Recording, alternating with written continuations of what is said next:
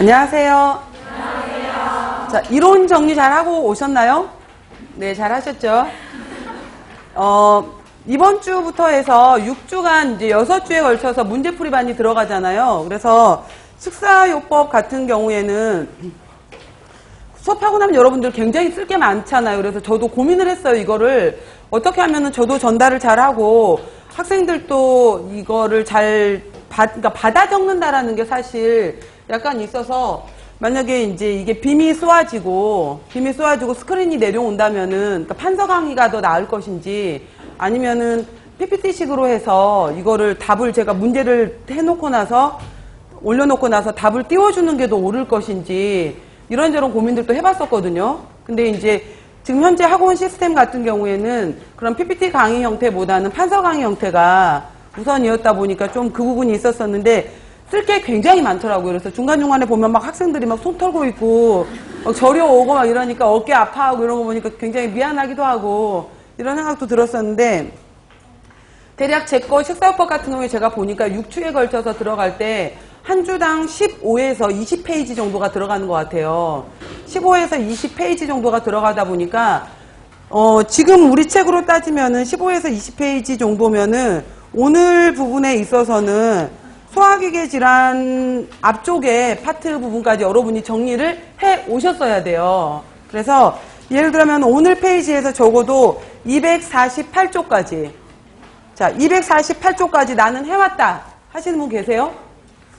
조용히 손을 내리고 계신 거죠, 지금. 그런데 248쪽 부분까지는 어느 정도 지금 풀어 오시는 거고, 그 이번 시간에 해당이 되는 6주에 해당이 되는 그 문제 풀이 시간에, 그러니까 문제가 되는 건데, 이 문제를 여기 이 시간에 읽고서 아, 이런 게 있구나라고 깨우치는 시간이 아니에요. 그죠? 그래서 미리 풀어오셔야 돼요, 여러분들. 미리. 그래서 책을 좀 늦게 받으셨던지 뭐 이런 게 있으셨겠지만은, 제 시간도 마찬가지고 다음 시간도 마찬가지고 다른 시간들에도 이번 문제풀이 6주에 해당이 되는 것을 최대한 활용을 하시려면은 빈노트를 가지고 와서 거기다가 채우시는 게 아니라 거기다 이미 여러분이 다 채워오셔야 돼요. 채워오시고 수업 시간에 말하는 내용들에서 내가 생각했던 적어왔던 것과 강의 시간에 말하는 포인트 부분에 해당되는 글자가, 그러니까 예를 들어서 우리 시험 문제가 이제 지금 제가 경향을 얘기하겠지만은 초창기 시험 문제는 단순하게 이제 서술하시오라는 문제로 들어갔었던 문제였었다가 중간에 2009년 10년 넘어가게 되면서 다시 이제 객관식 문제로 들어갔었다가 다시 또 1차 객관식, 2차 서술 문제로 또 나누어졌다가 다시 또 바뀌었던 것이 지금은 2점짜리 문제, 4점짜리 문제, 5점짜리 문제, 10점짜리 문제 이렇게 해서 2점짜리 문제 같은 경우에는 해당되는 단어를 쓰는 거, 4점짜리 문제도 해당되는 단어를 쓰면서 단순하게 그 이유를 한 줄로 간단하게 기입하는 거. 그 다음 5점짜리나 10점짜리 같은 경우에는 논하시오라고 해서 서술형 문제. 지금 현재 이런 문제잖아요. 2점, 4점, 또 문제 배점에 따라서 5점, 10점 이런 배점으로 넘어가는 문제의 유형을 갖고 있기 때문에 결국은 서술형 문제도 들어와 있는 거거든요. 그렇기 때문에 이 문제 부분에 대한 흐름을 보시면서, 근데 이러한 것을 봤을 때 2점이나 4점에 해당이 되는 것은 정확하게 이 단어가 들어갔느냐라는 걸로 답을 보는 거잖아요. 근데 10점에 해당이 되는 서술형 문제, 그러니까 체계적으로 논리적으로 구성하시오 이렇게 나오잖아요. 문제 뒷부분에서 문제에 주어진 상황에 따라서 체계적 논리적으로 논하라라는 내용이 나왔는데, 예를 들어서 보시면은 페이지 273쪽 봐보세요. 273쪽 페이지를 보시면은 273쪽 11번 문제를 보세요. 그러니까 작년에 나왔던 그 이제 우리 쪽의 문제였었는데 이 문제가 10점짜리 문제였단 말이죠. 11번 문제가. 그러면은 다음은 임상 영양사가 기록한 두 당뇨병 환자의 상담 자료다.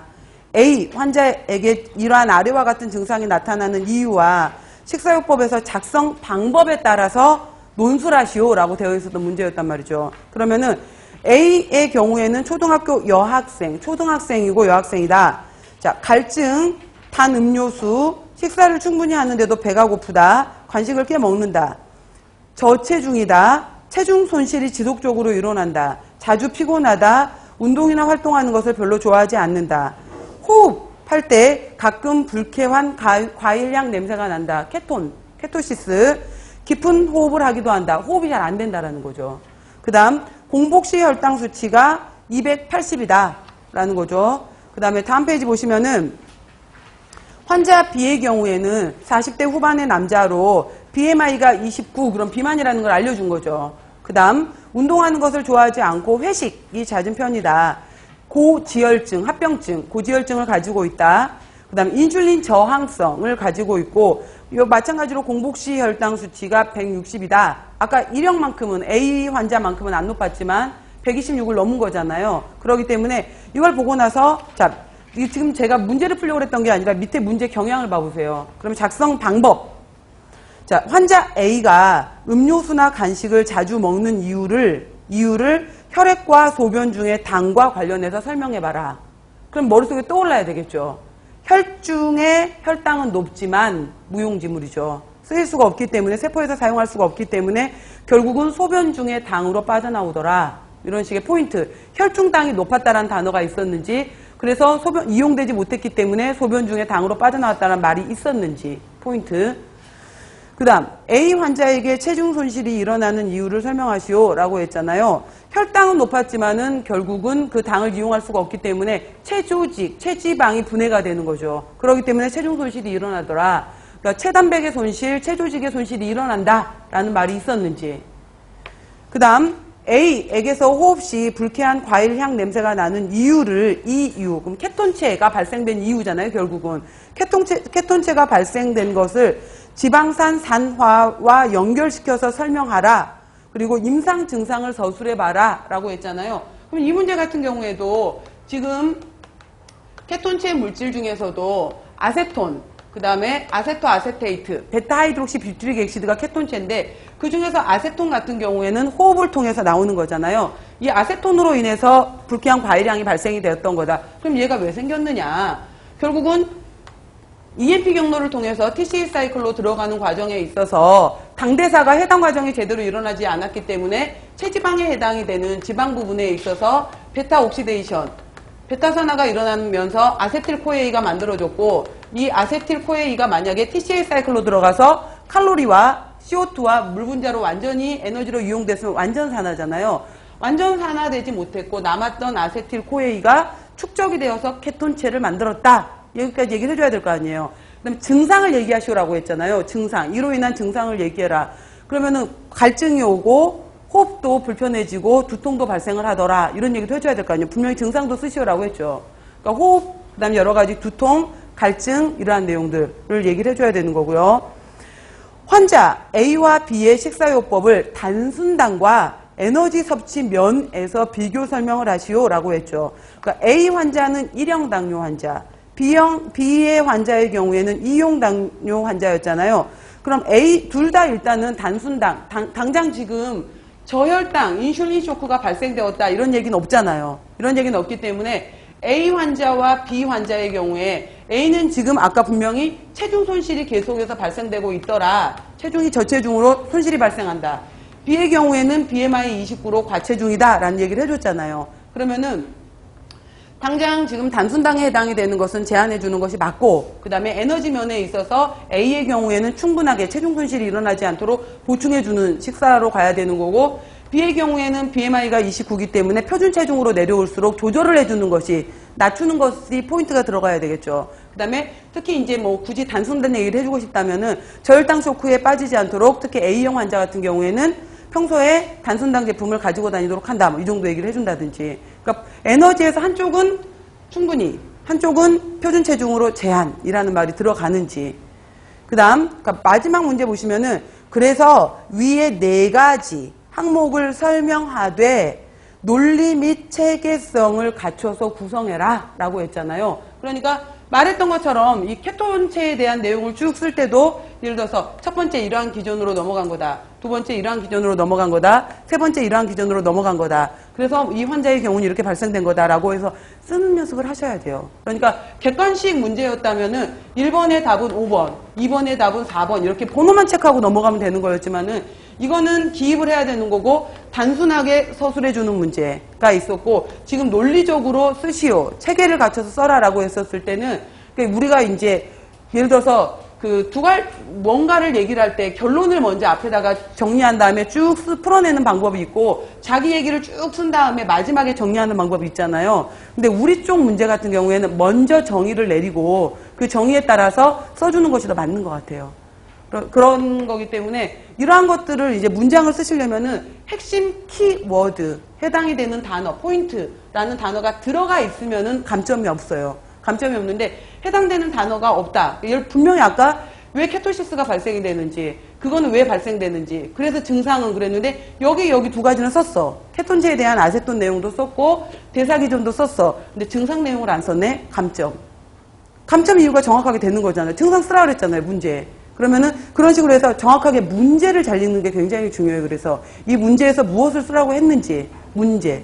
그러니까 밑줄을 쳐준다거나 이런 거 없잖아요. 그러니까 문제를 보면서 이런 식으로 구성을 하셔야 되는 거죠.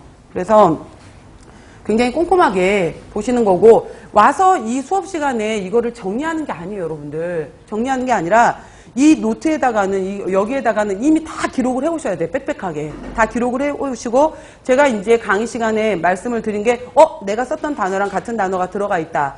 그러니까 저 말은 내가 썼던 말 중에 이 말은 굳이 필요 없는 말이었나 봐. 이런 식으로 해서 정리를 하시는 거지 여기에서 새롭게 다시 쓰는 시간이 아니라는 거죠. 그래서 미리 풀어오세요. 15에서 20페이지 정도는 미리미리. 그러니까 공부 기간이 6주 동안 굉장히 많다라고 하더라고요. 그러니까 이거는 예습 겸 복습을 다 끝내야 되는 거잖아요. 문제도 읽어놓은 전날 내일 오늘 배운 것을 정리하는 것이 아니라 내일 들어갈 거를 미리 오늘 전날 밤에 그 문제에 해당이 되는 것을 다 풀어놓으셔야 되는 거예요. 그래야지 200% 이상의 효과를 얻을 수 있고요. 수업 시간에 따라오기만 하면은 또 새롭게 저게 저거였구나 이렇게밖에 못 넘어가요. 미리 보세요. 미리 보셔야 되는 게 효과가 큽니다. 자, 맨 앞에 볼게요. 맨 앞에 보시면은 이게 지금 맨 처음에 이제 영양사 시험을 이렇게 내겠다라는 229쪽을 보시면은 이런 식으로 내겠다라는 구성이었어요. 그래서 예를 들어서 뭐 생애주기 영양학, 영양판정 및 실습, 식사요법 및 실습. 예를 들어서 지금 여러분들 이런 시험 문제로 영양사 시험 다 바뀐 거 아시죠? 영양사 시험이 올해 2016년도가 39회였었거든요. 39회 그러니까 2016년도 39회 시험에는 전체 9과목이 다 과락이었었잖아요. 근데 이제 2017년도가 40회 시험이에요. 40회 시험 때는 전체 4과목 통합이에요. 전체 4과목 통합인데 그냥 참고로 말씀을 드리면은 우리 문제 경향이 같이 가요. 왜냐면 결국은 뭐 교수님들이 같은 출제위원회에 해당이 되시는 분들이 같은 시경과잖아요. 그래서 같이 들어가게 되는 건데 예를 들어서 이제 기존에 300문제였던 시험 문제가 총 220문제로 줄어요. 시험 문제가 300에서 220문제로 줄고 1교시에 2과목, 2교시에 2과목 이렇게 또 나눠지게 돼요. 그래서 시험 시간이 크게 1교시하고 2교시로 끝나요. 그래서 1교시는 100분간, 2교시는 85분간. 그래서 여기에서 120문제가 나오고요. 여기에서 100문제가 나오고. 그래서 이런데 첫 번째 시간에 1교시에 들어가는 것이 결국은 통합시켜 버린 거예요. 그래서 영양학하고 생화학이 여기에 들어가요.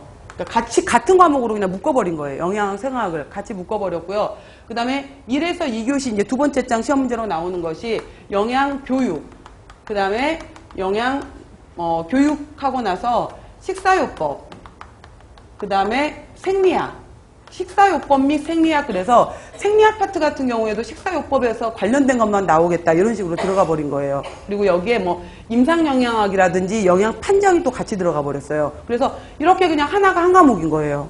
이런 식으로 한 과목, 이런 식으로 한 과목 해서 60문제, 60문제가 된 거고요.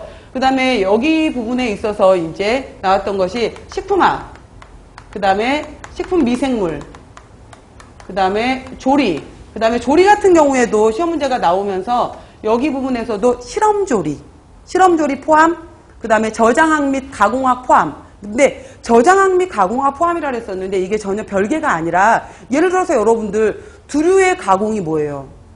두부. 우유의 가공이 뭐예요? 치즈버터. 육류의 가공이 뭐예요?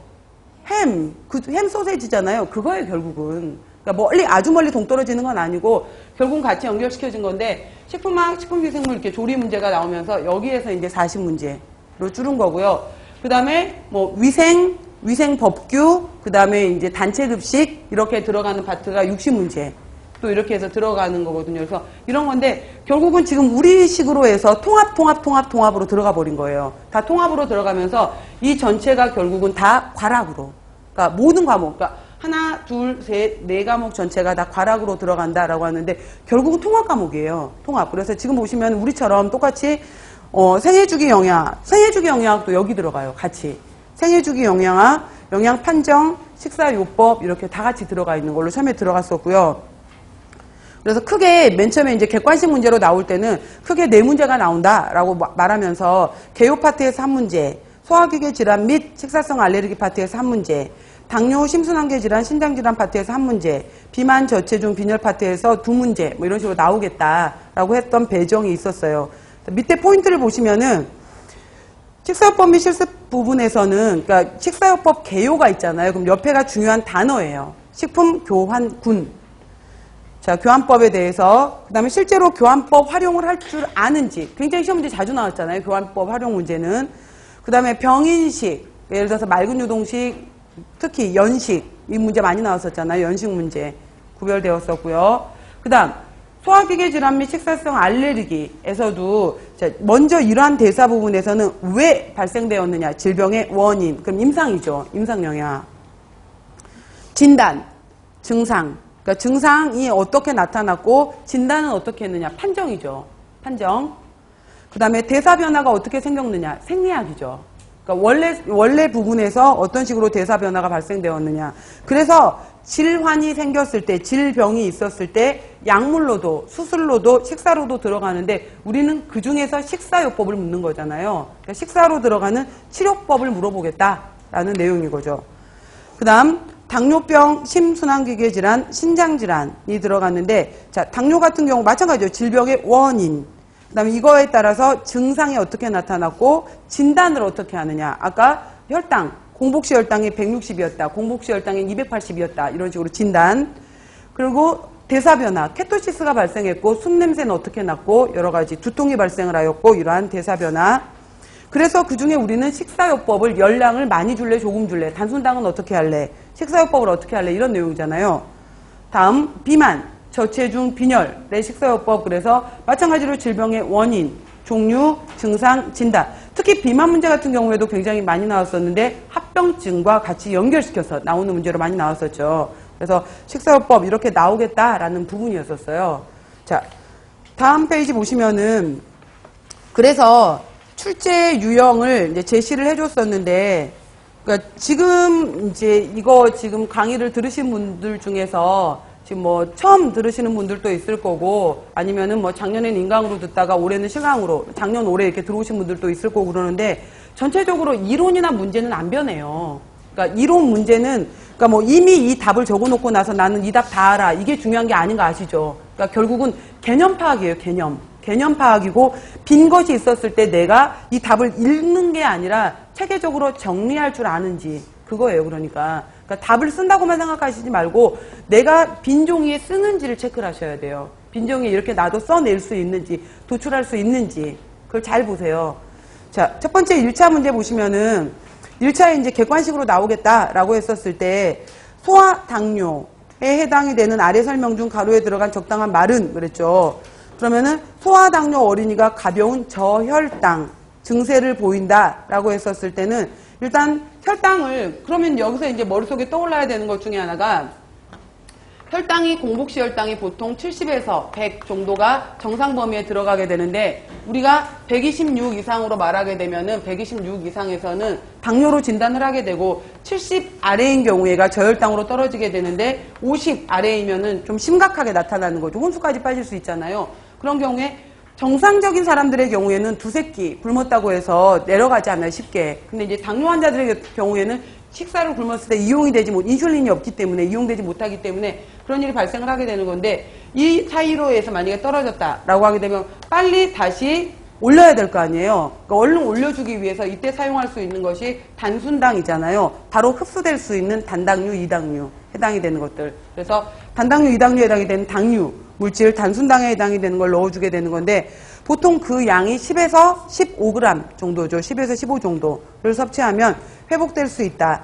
이때 무가당 오렌지 주스 그러면은 식품교환호표에서 과일군에서 1 교환 단위에 해당이 되는 과일군의 1 교환 단위가 몇이었어요? 당질 함량이 12g이었잖아요. 그러면 12g 정도에 해당이 되는 것이 과일 주스로 대략적으로 약 2분의 1컵 정도였잖아요. 그러니까 2010에 바뀌었던 내용 중에 하나가 모든 과일 주스가 2분의 1컵이었던 것이 아니라 예를 들어서 당도가 더 높았던 포도 주스 이런 것들은 80ml였잖아요.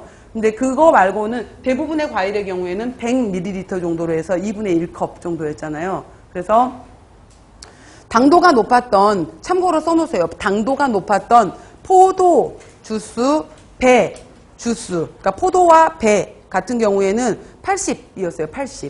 80으로 약 5분의 2컵 정도를 얘기를 했고요. 그 밖에 뭐 사과 주스, 뭐 오렌지 주스, 그 다음에 토마토 주스, 뭐 파인애플 주스 이러한 것들은 100이었어요. 100. 그래서 2분의 1컵 정도를 봤거든요.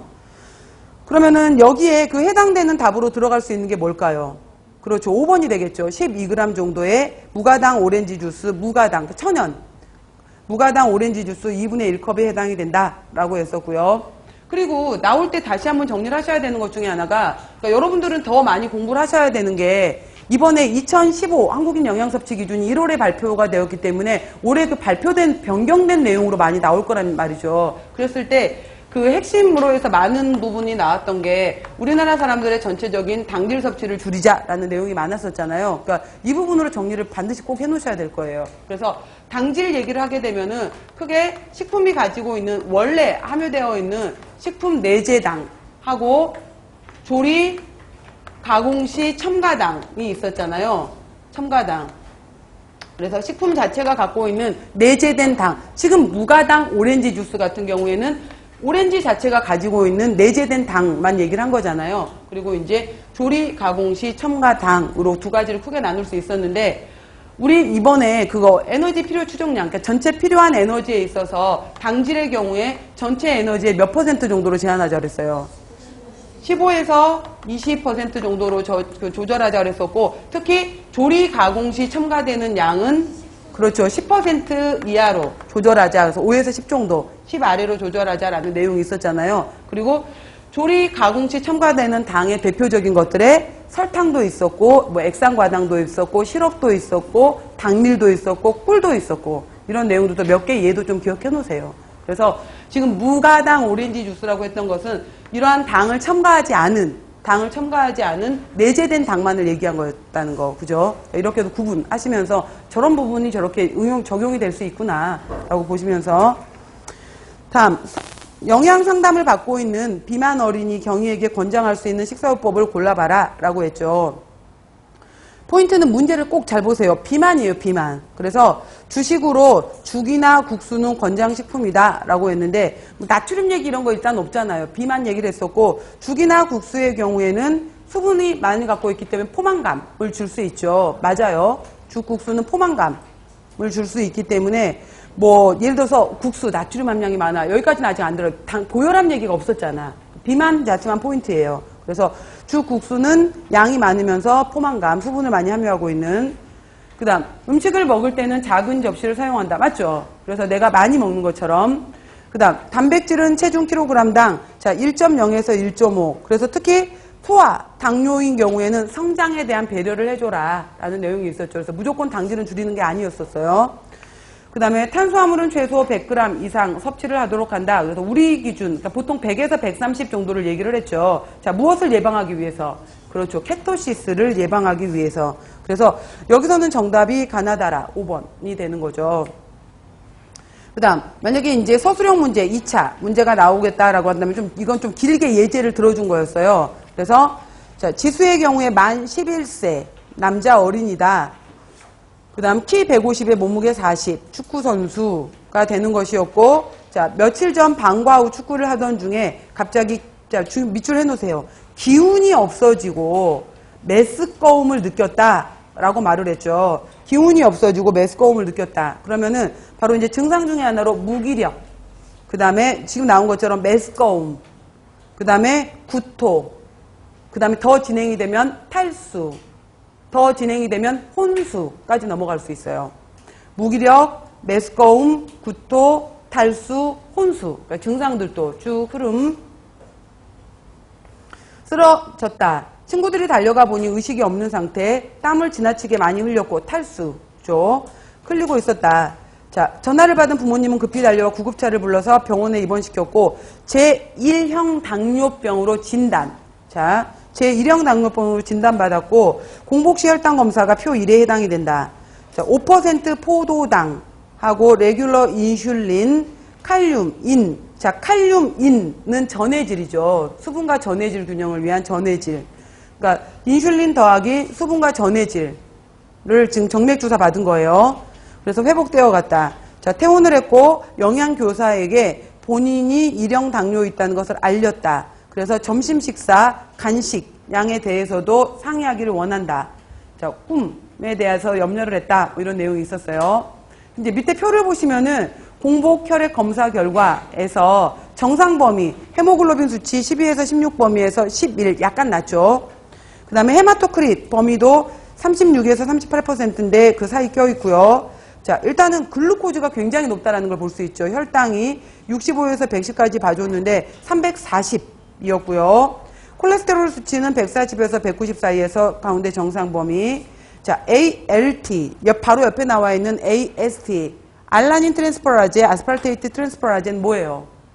그렇죠. 간 수치죠. 간에서 간 상태를 알 수 있는 수치로 ALT의 다른 이름이 뭐였어요? 그렇죠. GPT, AST의 다른 이름이 GOT였었어요. ALT가 알라닌이 피루베이트, 그래서 GPT, AS 아스팔테이트가 옥살로 아세테이트, 그래서 GOT 이랬어요. 그래서 여전히 ALT, AST 혹은 GPT, GOT가 혼용돼서 쓰인다 그랬어요. 그것도 같은 걸로 알아놓으시고요. 그 다음에 블러드 유레아 나이트로젠 값이 BUN 값 7에서 18이 정상 범위였는데 26으로 높았고요. 자, 크레아티닌 수치 같은 경우에는 0.6에서 1.3 범위인데 이제 위쪽에 1.3. 크레아티닌이 어디서 분비가 되는 거예요, 여러분들? 근육에서 분비가 돼서 근육에서 에너지 크레아틴 포스페이트로 그 P 형태로 에너지 형태로 있다가 그 체근육 속에 있었던 단백질이 분해된 형태잖아요. 그래서 체단백을 알아보는 수치가 크레아티닌이었잖아요. 체단백을 알아봤던 크레아티닌. 그 다음에 나트륨, 그 다음에 중성지방, 그 다음에 자 MCV, 그러니까 평균 적혈구 용적이죠. 정상. 그 다음에 칼륨, 그 다음에 염소, 그 다음에 HDL. 자, 중요한 것이 또 굉장히 숫자가 높게 나왔던 것이 헤모글로빈 A1C가 나왔죠. 그래서 6에서 8.5까지를 정상 범위로 봤는데 무려 11이나 나왔단 말이죠. 그래서 가장 범위에서 많이 벗어난 거에 대표적인 것이 글루코즈하고 헤모글로빈 A1C가 굉장히 높게 나왔죠. 자, 다음 보시면은 그래서 예를 들어서 지수의 BMI를 계산하고 적정 체중인지 아닌지 판정하기 위한 방법을 설명해봐라 라고 했으면은 예를 들어서 키 제곱미터분의 몸무게니까 1.5 제곱분의 40이죠. 그러면은 17.8인데 단순히 아이들의 경우에는 이렇게만 보는 것이 아니라 뭐를 봐야 돼요? 체질량 지수 성장 도표. 그죠? 그래서 100분위를 봐야 되는 거죠. 체질량 지수 성장 도표에 따라서 100분위를 본 다음에 50%를 기준으로 해서 25%인지 75%인지 90% 이상인지. 그래서 90% 이상이면은 비만 위험도가 있다. 95% 이상이면 비만이다. 이렇게 봤잖아요. 그러니까 청소년의 경우에는 단순히 그냥 체질량으로만 봤던 것이 아니라 체질량 지수 성장 도표. 체질량 지수 성장 도표를 보고 100분위 자료로 읽어줘야 돼요. 100분위 자료. 체질량 지수 성장 도표, 그러니까 연령별 100분위 자료를 봐줘야 된다라는 거. 그 영양학 쪽에서 영양 판정에서 100분위 도표 읽는 문제도 기출문제로 많이 나왔었죠. 100분위. 그래서 50% 기준으로 해서 아래쪽인지 위쪽인지 90% 이상인지 확인하는 거 100분위 도표. 그 다음에 2번에 지수의 성장 발육을 고려한 열량 필요량을 트레이스만 공식으로 산출하시오 라고 했었는데, 자, 트레이스만 공식에 해당이 됐던 것이 1000kcal 더하기 만 나이 곱하기 100이었었죠. 그러니까 아까 앞에 문제에서 만 11세다 라고 말을 해줬잖아요. 그러니까 11을 곱하게 되면은 1000 더하기 1100이니까 2100. 그리고 이 만 나이를 적용할 수 있는 것은 몇 살 이상이었던 거예요? 그렇죠. 2세 이상이었어요. 만 2세 이상. 그러니까 뭐 아직 이제 그 24개월 이전에 그런 아기들 있잖아요. 이 아기들은 무조건 이걸 적용하지 못했어요. 그래서 그때는 체중에 따라서 구별을 했었죠. 몸무게에 따라서 구별을 했었고, 트레이스맨 공식을 이용할 수 있는 것은 만 2세 이상에서 적용을 했었어요. 그 다음 2번에서 축구를 하는 도중에 지수에게 나타난 증세는 무엇인가 라고 했죠. 자, 봐봐요, 여러분들. 이거를 지금 아까 구토, 메스꺼움, 무기력 뭐 이렇게 나타났었는데, 이 아이의 경우에 저혈당 쇼크로 보고 싶어요? 혼수로 보고 싶어요? 저혈당으로 보고 싶어요? 혼수로 보고 싶어요? 밑에 봐봐. 수치를 봐봐. 글루코즈 농도를 보세요. 이 아이가 지금 혼수예요?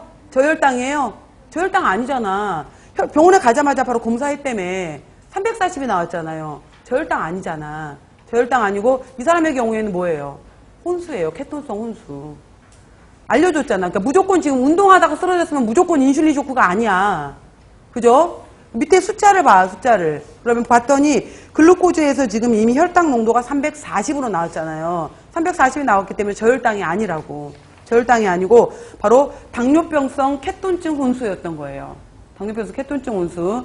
무조건 쓰러졌다고 해서 저혈당증 아닌 거 보시고요. 자, 왜 이런 증세들이 나타나는지 설명해봐라. 케토산증이 왜 나타나는지 설명해봐라 이거잖아요. 아까 설명했었죠. 케토산증이 왜 나타나는지 설명하라. 뭐라 그래야 돼요? 혈중에 지금 당은 340으로 높지만은 이용돼요, 못 돼요? 못 되잖아. 그러니까 결국은 체지방이 분해가 되면서 바로 아세틸코에가 만들어졌고 이것의 불완전산화가 이러면서 바로 케톤체를 만들었다. 이렇게 써줘야 될 거 아니에요. 이 기전들. 그래서 예를 들어서 뭐 쓴다면은 인슐린 부족으로 이런 단어가 들어가야 되겠죠. 인슐린 기능 부족으로. 그러니까 인슐린 양의 부족이었던 기능 부족이었던 인슐린 부족으로 포도당이 세포 내, 세포 안으로 들어가야지 사용될 거 아니야. 혈당에만 있다고 중요한 것이 아니라 혈액 중에 있는 당이 적혈구를 가든 뇌를 가든 가야 될 거 아니야. 근데 못 가고 있는 거죠. 인슐린이 없으면 못 가잖아요. 혈중에 당만 있을 뿐이지. 포도당이 세포 내로 유입되지 못하기 때문에 결국 무엇이 에너지원으로 분해가 된다? 체지방이 에너지원으로 분해가 된다. 자, 체지방이 에너지원으로 분해가 되었고 이때 무엇이 많이 생성이 된다? 아세틸코A가 다량으로 생성이 되고 이것들이 TCA 사이클로 완전히 산화되지 못하고 어떤 일이 벌어졌다? 불완전 산화가 이루어졌다. 그러니까 불완전 산화가 되면서 결국 무엇을 만든 거예요? 케톤체 축적을 만들게 되면서 케토산증, 케토시스를 일으키게 된 거죠. 그러니까 이거를 제가 이런 식으로 지금 진행이 되면 문제를 많이 못 풀어요. 여러분들도 쓰느라고 바쁘고. 그러니까 왜 써오셔야 되는지 알겠죠? 미리 공부를 그래서 해오시고 내가 정리해 놓은 거에서 뭐가 빠진 건지 이러한 것들을 체크를 하셔야 되는 거예요. 계속 쓰고 있을 수가 없어요. 그 다음 보시면은 자 지난 8에서 12주 동안 8, 12 주 긴 시간이죠. 지수의 혈당 조절 정도와 당뇨병성 합병증 발생을 예측할 수 있는 임상지표로 사용이 되는 것은 그랬죠. 자 8에서 12주 동안에 비교적 3주 이 두세 달 동안에 관리 조절 능력을 볼 수 있는 임상 지표는 뭐다? 그렇죠. 당화, 헤모글로빈 A1C였었죠. 자, 이번에 이 수치가 지수 연령, 그러니까 청소년기에 있어서는 혈당 조절, 얼마 이상이면은 혈당 조절 상태가 불량이다라고 판정하느냐라고 하는데 일반적으로 8% 정도를 봐요. 청소년기에 있어서는 8%. 자, 우리가 6에서 7% 정도가 보통 일반적으로 정상이다라고 보고, 그 다음에 이제 보통은 11% 이상으로 올라가게 되면은 당뇨다라고 진단을 내리기도 하는데, 대한당뇨병학회에서는, 우리나라 대한당뇨병학회에서는 가능하면은 일반인이든 당뇨 환자든 얼마 아래로 떨어뜨려라. 6.5% 아래로 떨어뜨려라라고 권고를 하고 있어요. 6.5 아래로. 그러니까 일반인도 6에서 7%까지 정상으로 봐주지만은 그래도 좀 더 엄격하게 관리했으면 좋겠다. 이 헤모글로빈 A1C를. 그래서 6.5 아래로 떨어뜨려라 라고 얘기를 해요. 6.5 아래. 자, 이런 내용들이 있었고요. 여기서는 8%예요, 지금은. 그러니까 8%. 그 다음 3번 보시면은, 자, 특히 이 수치가 아주 높은 상태, 헤모글로빈 A1C를 말하고 싶은 거죠. 이 수치가 아주 높은 상태에서 운동을 심하게 하면은 어떤 문제가 지수에게 일어날 수 있는지 그 기전을 설명해봐라 라고 했었는데, 당화 헤모글로빈이라는 것은 중요했던 것이, 헤모글로빈의 원래 주요 역할은 산소하고 결합을 해야 되는데 혈중에 글루코즈가 너무 많으니 바로 이 산소하고 결합을 하지 못하고 나도 그럼 글루코즈랑 결합을 해볼까? 라고 하면서 글루코즈하고 결합한 당화, 글루코즈하고 결합된 헤모글로빈이다 이 말이에요. 당화된 헤모글로빈. 그러니까 얘하고 이렇게 만나버린 거죠. 그래서 평소에는 잘 몰라. 그다지 증세를 아주 못 느꼈다가 운동을 하게 되면은, 우리가 운동을 한다라고 했으면은 여러분들 왜 그 생리학에서 산소 해리곡선이 있었잖아요. 운동을 하게 되면 호흡이 가빠지게 되고 각 세포에서 산소를 빨리 필요로 하잖아요. 그러면은 결합되어 있었던 산소들을 빨리빨리 각 필요한 기관으로 떼줘야 되는데, 얘가 산소랑 결합되어 있었던 것이 아니라 글루코즈랑 결합되어 있다 보니 산소 운반을 못 해줘 버리게 되겠죠. 결국은 호흡곤란 증세가 나타나는 것이 첫 번째 문제가 돼버릴 수 있어요. 아까 바로 이제 제가 왔다 갔다 해서 좀 정치는 없긴 하지만은 아까 작년에 나왔던 기출 문제 중에서 A형 환자 중에서 가끔 깊은 호흡을 한다라고 했잖아요. 호흡이 잘 안 된다라는 거죠. 그러니까 바로 이러한 식으로 해서 호흡곤란이 나타날 수도 있다라는 거. 그래서 호흡곤란이 나타나게 되고, 또 헤모글로빈하고 결합된 글루코즈의 경우에는 이러한 혈관벽을 공격하게 되면서 혈관을 약화시킬 수 있어요. 또 그래서 두 가지, 호흡곤란을 일으키기도 하고 혈관을 약화시키기도 하더라라는 문제점. 그러니까 가장 큰 문제는 호흡곤란. 그러니까 헤모글로빈이 산소랑 결합되지 못하고 글루코즈랑 결합되어 있다 보니 산소 운반을 못 해주게 되면서 호흡곤란이 발생될 수 있다. 그 다음에 혈관에 문제가 온다라는 문제. 그래서 바로 이제 산소 부족이 발생하게 되고 젖산 축적이 많아지고 지치고 피곤해지고 이러한 내용들. 그래서 조직에서 이용된 산소 부족을 초래하게 되면서 결국은 젖산 축적으로 인한 지치고 피곤해진다. 빨리 지치고 피곤해진다. 자, 네 번째 4번 문제 보시면은 축구를 좋아하는 지수가 학교에서 운동하기 전 어떤 점에 주의하도록 지도해야 하는지 설명하시오 라고 했죠. 자, 1형 당뇨 환자가 운동을 한다. 운동 전에 어떻게 주의해라. 어떤 점을 주의시켜야 되는 거예요. 첫 번째, 운동 전후 무엇을 해야 돼요? 혈당 체크. 운동 전후 혈당 체크를 해서, 자, 부족한 경우에, 혈당이 낮은 경우에 보충 간식을 먹도록 해주는 거죠. 그래서 혈당을 체크해서 그러니까 첫 번째 혈당을 체크한다라는 말이 나가야 되는 거잖아요. 혈당. 그래서 혈당이 예를 들어서 80 아래로 해서 낮은 상태다라고 하게 되면은 이때는 간식을 줘야 되는 거고, 혈당이 250 이상으로 너무 높다 할 때는 운동을 금지시켜야 되는 거고. 자, 이거 그래서 한번 써놓으세요. 지금 여기서는 운동 전후로 혈당을 체크하여 혈당이 낮은 경우에 간식을 제공하도록 한다 라는 내용이 들어가는 거지만, 거꾸로 또 혈당이 250 이상으로 높은 경우에는, 그러니까 만약 이런 문장이 나올 수 있잖아요. 혈당이 250인 경우에 운동을 통해서 혈당을 소모해서 혈당을 정상으로 낮추도록 한다. 그럼 왠지 맞는 답일 것 같아. 그렇잖아요. 근데 혈당이 지금 250이라는 내용, 그러니까 그때도 제가 이론 때도 설명을 했었지만은, 혈당이 250으로 높다라는 것은 지금 인슐린이 제대로 기능을 하고 있지 못하다는 뜻이에요. 그러니까 이 혈당이 혈중에 이렇게 많이 들어있지만은 결국은 이용되지 못하기 때문에 이건 무용지물의 상태야. 그런데 내가 막 운동을 해. 혈당이 높은 상태에서 운동을 하게 되면은 내 몸의 근육에서는 혈당을 필요로 해. 그러면은 이 혈액 속에 많았던 이 혈당은 무용지물이지만은 내 근육은 혈당이 필요하잖아요. 그러면 간에서 더 만들어야 되나 보다. 내 몸이 부족한가 보다. 라고 하게 되면서 당신생을 또 일으키게 돼요. 그럼 결국은 높아진 데다가 당신생을 또 일으키게 되면서 혈당을 더 높이는 효과가 발생을 하게 되는 거예요. 그래서 혈당이 너무 높을 때는 운동하지 말라는 거죠.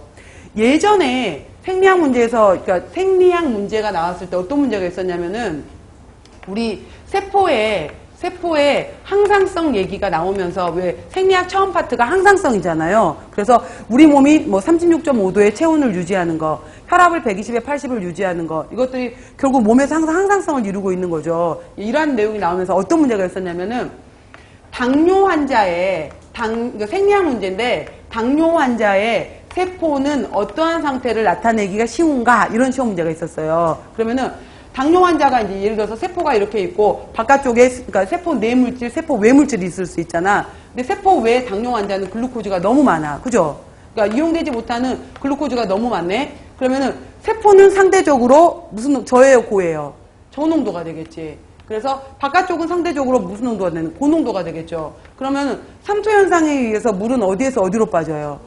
저에서 고로 빠지잖아. 그러니까 세포에 있어야 될 물이 바깥 조직으로 빠져버리는 거예요. 그래서 세포가 쭈글쭈글쭈글 만약에 염장법, 당장법처럼 세포가 쭈글쭈글 세포 안에 있던 물이 분리가 되면서 원형질 분리가 일어난다. 이게 답이었었거든요. 그러니까 세포가 수축되면서 원형질 분리가 일어난다. 그러니까 이게 생리학 문제였었어요.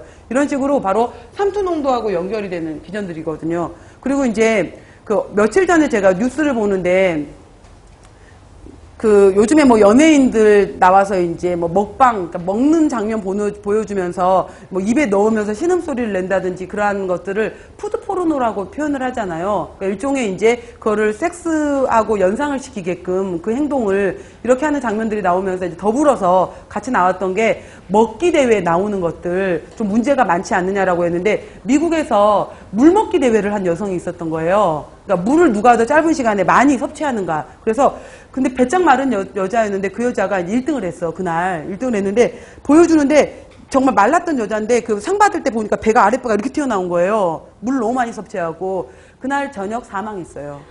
그 여자 사망했어. 그거 나왔어.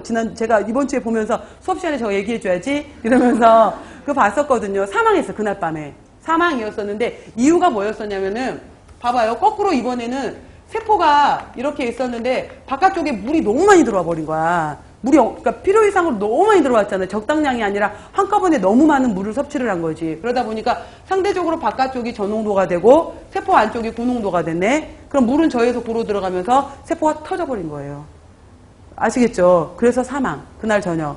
그러니까 이러한 것들이 바로 우리 몸에 있어서 항상성이 유지가 되지 않았을 때 이런 일이 발생되게 되는 거예요. 그래서 이러한 기전들. 그래서 제가 이 얘기를 왜 했냐면은 당뇨 부분에 있어서도 거꾸로 다시 기본 문제로 돌아가면서 저농도, 고농도 이러한 것을 물어볼 수 있어요. 그러니까 세포 부분에 대해서 바깥쪽에서 상대적으로 글루코즈가 많으면 고농도가 발생이 되면서 세포의 원형질 분리가 발생될 수도 있구나라는 개념도 같이 갖춰놓으라고요.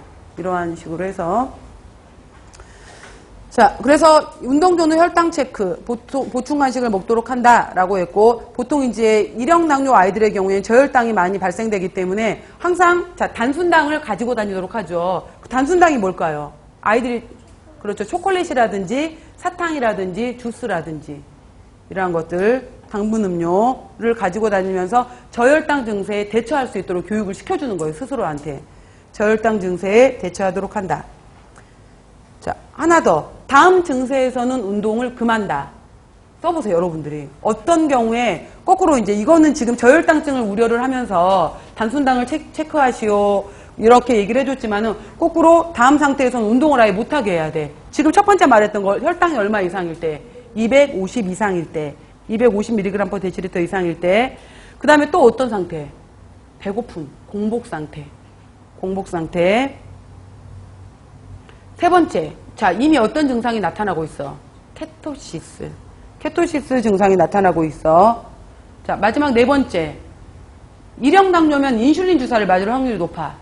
그러면은 인슐린 최대 작용 시간일 때. 이제 정리가 돼야 돼, 여러분들.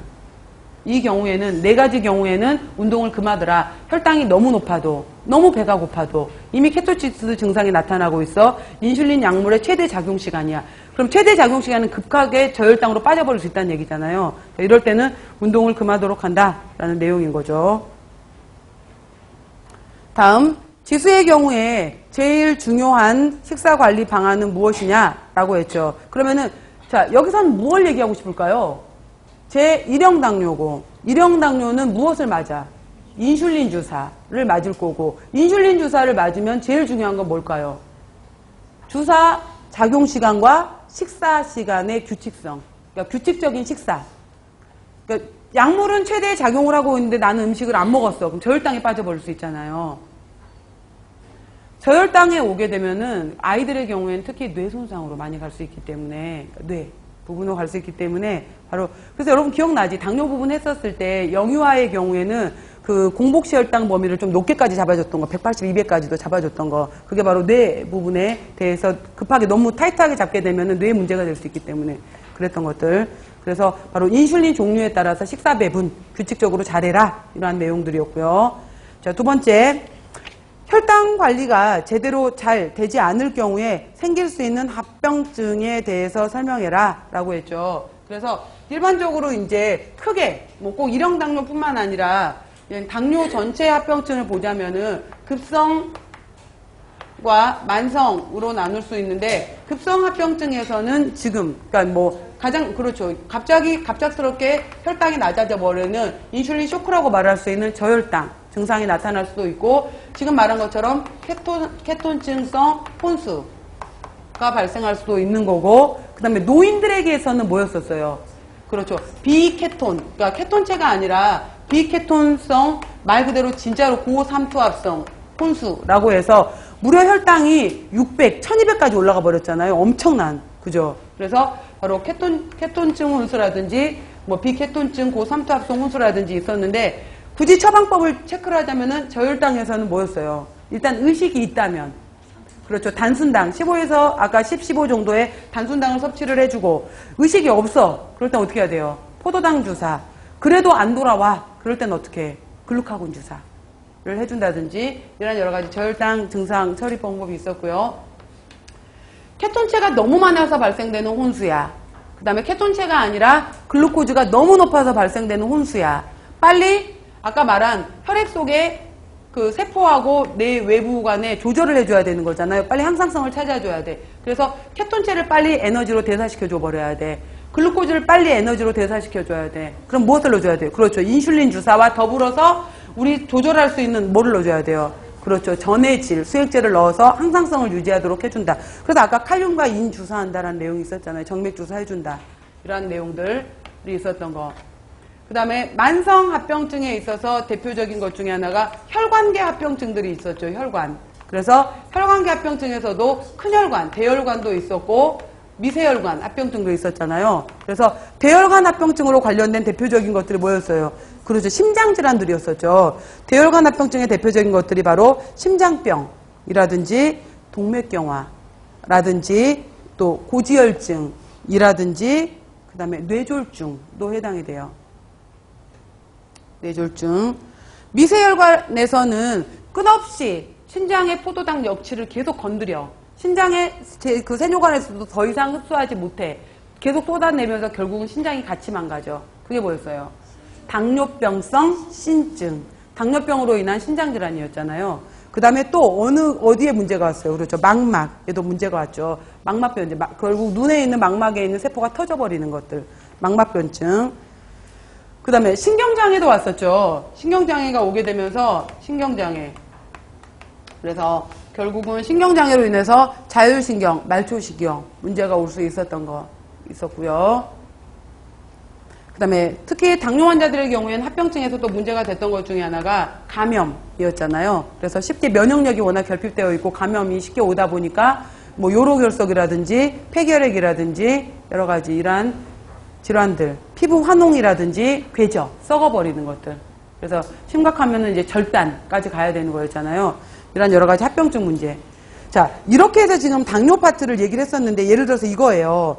이 사람이 제1형 당뇨의 특성, 그 다음에 혈당의 조절 상태 판정 기준을 아느냐, 그 다음에 이거 1형 당뇨에 따른 식사 관리 방법을 종합적으로 설명할 수 있는 사람이냐. 그러면은, 자, 성장에 대한 뭐 신체 구성 성분, 그 다음에 생화학적 영양 상태, 당뇨병의 증상, 진단법, 또 아까 케톤체와 같은 대사 변화, 그래서 당뇨 환자한테 어떻게 식사요법을 해줘야 되는지, 이런 것들을 뭐 근거 자료를 제시하면서 서술형으로 해서 설명할 줄 아느냐. 이것이 이제 평가 기준이 되는 거예요. 이러한 내용들로 해서. 자, 이거는 지금 이제 협회에서, 그러니까 시험 문제 출제위원 할 때 그 공청회 자료로 해서 이런 식으로 2차 문제를 내겠다라고 했잖아요. 결국은 이 문제가 아까 좀 전에 나왔던 A형, B형 당뇨 문제인 거잖아요. 결국은. 벗어나지 않는다니까, 여러분들. 전혀 없는 거에서 새로운 문제가 나오지 않아요. 그러니까 있는 문제가 다시 재정리가 되는 거예요. 그래서 계속 근데 이제 이러한 경우에 여러분들은 이제 서술형 문제가 아까 제가 아까 말했던 것 가로놓기 같은 경우에는 뭐 단백질이다. 그 다음에 무슨 예를 들어서 뭐 윌슨병이다. 이렇게 명칭을 쓰는 것은 정확하게 그 단어가 안 들어가면 틀리는 거지만은 서술형 문제에 해당이 되는 것은 키워드를 썼느냐 안 썼느냐, 감점을 안 당했느냐 당했느냐 이게 되는 거잖아요. 그러는 거기 때문에 쓰는 연습을 계속 하셔야 돼요. 내가 핵심 키워드를 썼는지 안 썼는지 꼭 그런 연습들을 직접 하셔야 된다는 거.